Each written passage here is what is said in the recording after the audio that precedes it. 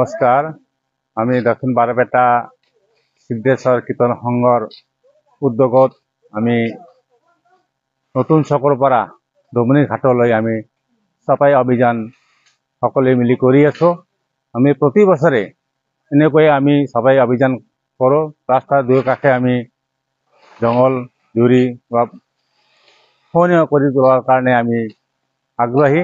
সেইকাৰণে সকলোৱে ৰাইজে আমায় সহায় সহযোগ কৰি যেন। আমাৰ কীৰ্তন সংঘৰ উদ্যোগত আমাৰ ৰাস্তাৰ দুয়োকাষে জংঘল বহুত আগুৰি ধৰি আছে। আমাৰ ভৱিষ্যতত যান বাহন চলাতে যদি দুৰ্ঘটনাগ্ৰস্ত হয় আমি বহুত দুখিত হওঁ।